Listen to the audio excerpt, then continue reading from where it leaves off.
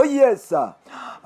Gamba tya muna Kampala muna Uganda. Webale kubanti otambula naffe. Webale kubanti otwesiga. Webale kubanti osubscribinga.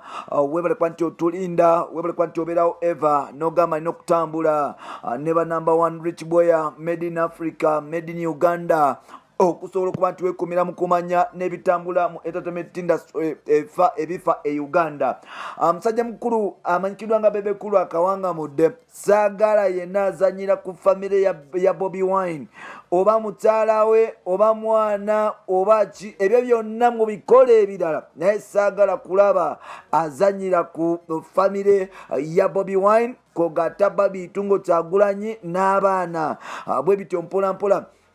In the same action time, mchala mkuru amanyikidwa nga Winnie Nwaji agenda mu maaso n'okuba nti oboolyawo asabbalaza abasajja yatadde amabeere nga galinga sapatu newankubadde nga ate yasobodde okuba nti agalaga mu vidiyo ye empya emanyikidwa nga Sas Kunyama.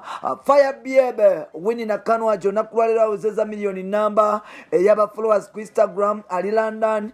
Nabwe kityo mpolampola ebintu bigenda mu maaso okuba nti bitambula. So far nategereko nti Jose Chameleon King Joseph yasobodde okuba nti ashootinga video ya Forever egenda kufuluma anytime from now. Ate nga still musajja mukulu amanyikidwa nga muganda we mutowe amanyikidwa nga Palaso namulabye Bungereza nga ashootinga video n'omu ku bakyalibe n'omu ku muwala amanyikidwa nga Angelina still ne Rodake balina projects ze batambuzawo mpola mpola. So bali mu having a fun e London. Zezimu ku news updates ezifa e Kampala gwena abadde amisinga shows entertainment ku TV zezenjawulo bazikyusiza za kiro. NBS Uncut oba Uncut show egenda kubeera kusanyuka etandika ku ssaawa 4 ez'ekiro genda obalabe. Then nategereko nti wabaddewo meeting wakati w'abayimbi basongwriter bannamawulire kwogataba audio producers nga bagenda mu maaso n'okuba nti bateesa akasente bakanoonya mu ngeri yonna yeetagisa n'okuba nti obaolyawo bamalawo obutakkanya obubadde wakati w'abamawulire ne ba artist mpola mpola okuba nti ekiwundu bakisalira eddagala. Tukwaniriza ku mukutu gwaffe omuganzi ogumanyikiddwa nga Uganda mukamuli amanya n'eddoboozi wa Mputantambi Jimson number rich boy Maxud Junior made in Uganda. Webale kuba nti otambula naffe, webale kuba nti osubscribinga ate n'okuba nti osubscribinga ngera maaso n'okuba nti osubscribinga tusobole okuba nti tutambula ffenna mpola mpola osobola okuba nti obimanya ebitambula mu ggwanga lyatu Uganda. Straight away kakutwale wa Bebe Cool ki Bebe Cool kyayogedde. Musajja mukulu amanyikidwa nga Moses Sali ngono mutabanyi wa Jaberi Bidandi Sali era nga ono omusajja is a legend mu music industry ya Uganda. Jukira Bebe Cool ebiseera ebisinga baba tebakkanya nnyo na musajja mukulu amanyikidwa nga Bobi Wine oluvannyuma lw'okuba nti basala okuba nti bakita official mu mwaka gwali gwa billion ne basobola okuba nti basplitinga Firebase ne Bebe Cool n'asobola okuba nti ava mu Firebase n'atondawo ekibiina ekimanyikidwa nga Gagamel Entertainment Crew oba Gagamel International nga kopa musajja mukulu amanyikidwa nga Boogie Banton mpola mpola yasobola okuba nti atandikawo ekibiina kye omwali abayimbi okuli omugenzi Dizinat mpola mpola mwalimu Rema n'Amakula mwalimu Odenzo omukambwe mwalimu abayimbi ab'enjawulo n'agenda ne producer amanyikidwa nga Washington bwe batandika Gagamel Entertainment basobola okuba nti bafuna obutakkanya ne Bobi Wine era nga ebiseera singa bano babadde betwala musical politics n'ebisigaddewo newankubadde nga byonna biri bityo nti Bebe Cool ne Bobi Wine tebasobola kuba nti bakwatagana. Olunaku lwaleero Bebe Cool avudde nakawanga nagamba nti nsaasira nnyo abantu abalowooza nti oba oliawo buli kimu kirina okuba nti kigenda mu maaso okutwalibwa ebyengalo. Nze ne Bobi Wine tetwogera, nze ne Bobi Wine tajja mu maka gange sigenda mu maka ge naye ate abaana n'ebisigadde baddemu okuba gyebakola. Bebe Cool agamba nti takkiriza muntu yenna kuvaayo kumanyira musajja mukulu amanyikiddwa nga Bobi Wine's family ng'agamba nti mukyala we tayagala muntu amwogerako obubi amuyisa mu maaso okumuvuma n'ebisigaddewo.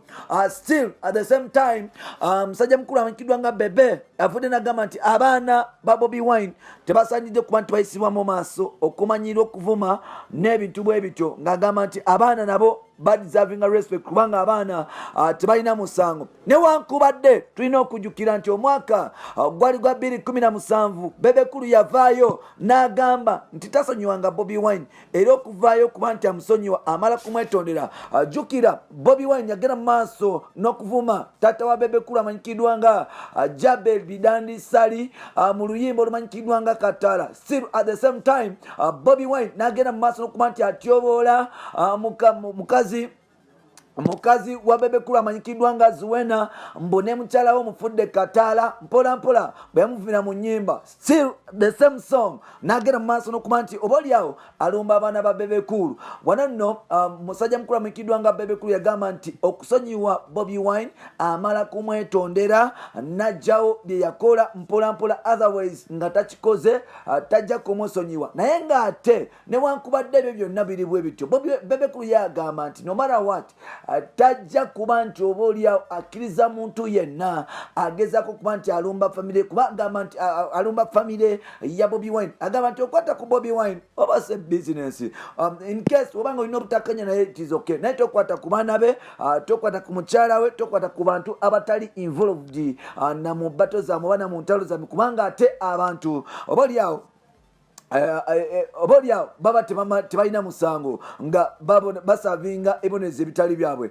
So far Bebekulu yatadde akayimba bakayita gyenvudde wange oba gyenvudde ng'anyumya ku bulamu bwe, yatambulanga ebigero okuva ekanyanya najja wano bamuyita omwana wa mulodi yayitalinaamu. Obulamu bwali bwa street okweyiya ng'akuba ebipale ebinene mpola mpola, naye ng'ate yasobola okuba nti abivunuka ssaawa zino abeera ne Sevonapo avuga zimpenkoni zimbye amayumba n'ebisigaddewo. So never give up in life, no matter where you come from. Okubeera owakabi tekikwetagisa kuba mu famire engagga, tekikwetagisa kuba nti ova mu ghetto obaki. It is your dream egejogezaako okuba nti okyesinga okusobola okuba nti okyusa obulamu bwo n'obw'abantu abalala. Of course si byangu naye okukkiriza okulemerako okusaba n'okusiiba n'okukola ebintu nga birina okubeera ebituufu. Awo nno mwemiva results entuufu. Ngeza kugenda kugamba nti lemerako paka last.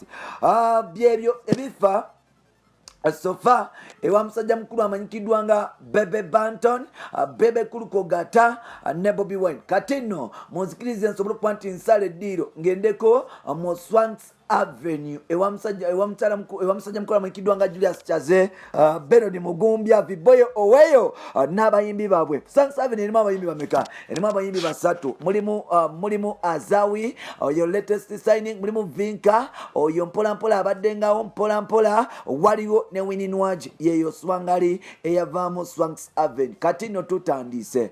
Winnie Nwagi yasobodde okuba nti obaoliawo atulaga ebimu ku bintu byotasobola kuba nti akkiriza oluvannyuma lw'okuba nti obaoliawo yageze mu maaso n'okuba nti ata akatambike akasobola okuba nti kalaga bubu etutu ebbeere mpola mpola. Wano nno yasobodde okuba nti atulaga ebbeere erimu abantu lye batandise okuba nti baliyita mbu liringa siripa lyawo simanye yawo moja mpola mpola. Jjukira Winnie Nwagi yasobodde okuba nti ata vidiyo empya emanyikiddwa nga Sasiko Nyama, era nga vidiyo eno yakwatibwa musajja mukulu amanyikiddwa nga Arnia on the set. Oluyimba luno lwakolera producer, audio yakolebwa musajja mukulu amanyikiddwa nga Smart Keys. Mpola mpola yagenda mu maaso n'okuba nti akuba ebigoma ebyo ebya dance bigenda mu maaso n'okuba nti ebinyuma. So olw'ekyo Winnie Nwagi yasobola okuba nti obaoliawo agumiikiriza byonna nga bwe birina okuba nti bibeera vidiyo n'efuluma, n'agenda ku Instagram n'alaga excitement ye n'agamba nti bannanga I'm so much excited about this video. Nange netya mu vidiyo eno.